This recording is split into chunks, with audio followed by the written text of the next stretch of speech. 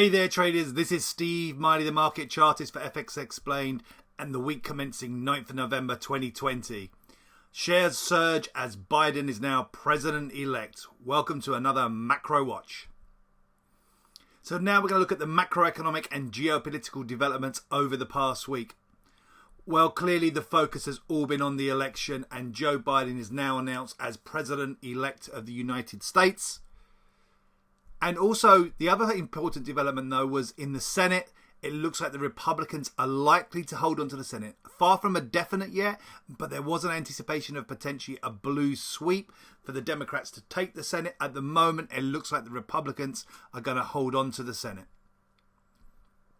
And then the other problem we have in here at the moment, though, although the markets reacted positively, which we'll talk about shortly, a difficult transition of power remains a big risk. The Trump camp at the moment still putting up blocks, legal blocks, even to the election process.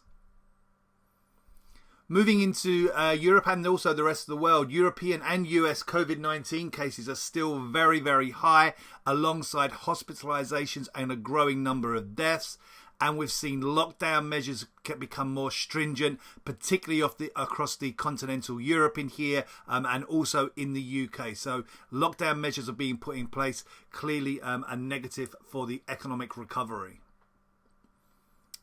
In the UK and Europe, we're seeing trade talks continuing to develop. However, little progress of any note has been announced so far on the Brexit trade deal. And this week also we've had a lot of central bank activity, kind of overshadowed in here somewhat by the US presidential election results in here. But the RBA, the Reserve Bank of Australia, did cut interest rates. That was expected though, down from 0.25% to down to 0.1% in here. And we also had the Bank of England in play on Thursday. They added more QE, more quantitative easing than expected in here. £100 billion was expected. They are now committed to another £150 billion of QE. So that's easier monetary policy. The Federal Reserve were also in play in here on Thursday, but they were limited in their statement and press conference in here, given the US election results and the election week. So very, very little from the Fed during their latest meeting. So let's take a look at the global financial market developments over the past week, ending the 6th of November. Well, the equity markets have reacted very positively. This is because of, one, the Biden victory potentially meaning a more generous COVID-19 economic relief package, but also the fact that we have the Senate in here probably being held by Republicans. That means it's going to be more difficult for the for the Democrats to make significant changes to, say, tax laws and corporate laws. So the business world is seeing this as a positive that we have a mixed government. So it's on the twofold in here. We have both the positivity around the Biden victory and coronavirus relief package, and also a positivity for stocks in that maybe they won't be interfered with as much as potential if there had been a blue sweep, if we had Democrats in charge of the whole government. European equity indices also rebounded in here following their US counterparts higher. European equity indices also potentially benefiting from the fact that Biden likely to be more conciliatory on a global stage and trying to repair any kind of potential damage, shall we say, done on trade between Europe and the US. And so in here on the Forex side, in here, the foreign exchange side, we've had the risk currencies doing particularly well. The main feature, though, has been US dollar weakness. So the US dollar has sold off. It's not a negative in here from the US side. It's really more that the US dollar is very much seen as a safe haven at the moment. And because we're seeing more of a risk-on environment, a more positive outcome from the US presidential election results, then we're seeing this risk-on theme. And that means the US dollar is sold because it's seen very much as a safe haven. But the risk currency is doing particularly well. So those are the commodity currencies, the Australian dollar, New Zealand dollar, Canadian dollar. And here we look at the New Zealand dollar, which is actually pushed above those peaks in here from September, back on Friday, going to a new multi-month high. So the New Zealand dollar leading the way higher, but we've also seen strength in here in the Australian dollar overcoming the October peak.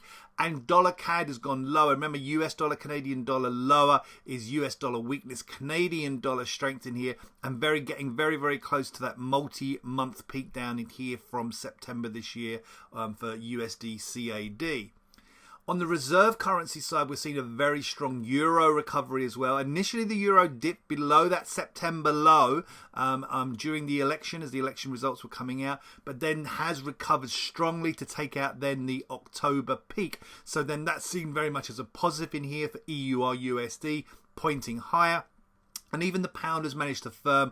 We went up and matched the October high this week and looking for further potential upside for GBP USD. This is all being driven, though, remember, by US dollar weakness more than anything else. And that's really well seen in here with dollar yen plunging lower. So even the traditional safe haven in here, the yen, the dollar selling off against that traditional safe haven, the yen, and also the dollar index now getting very, very close again to a multi-month low in here versus... on the dollar index versus a basket of currencies in here, down very close to that September low. On the commodity space, we're looking at copper here, rebounding, getting back close to that multi-month peak set just last month in here. Strong rebound from copper in this risk-on phase. Oil having sold off through late October, rebounding in early November, although we did get a notable setback on Friday. But nevertheless, oil bouncing back from below $34. And finally, we'll take a look at gold in here. Decent gold rally in here, breaking above that October peak. So let's move on and take a look at the week ahead, the week commencing the 9th of November 2020. So first of all, we have Veterans Day in the United States on Wednesday. So markets are closed on the bond side, but the stock markets, the equity markets are open. That's this Wednesday, US Veterans Day. We're also going to be monitoring any developments around this transition of power in here. The various legal fights that the Trump camp are putting up initially to the election result, but then anything else that might happen on that front as well. We're also going to have to monitor in here COVID-19 cases, hospitalizations and potential deaths are in focus, plus any new lockdown measures globally. And on the central bank side, a fairly quiet week. We do get the RBNZ, the Reserve Bank of New Zealand, interest rate decision and statement on Wednesday. So, looking through the events of the week, nothing really of note in here coming up on Monday. We get Chinese CPI, UK employment report, and the German ZEW survey all on Tuesday.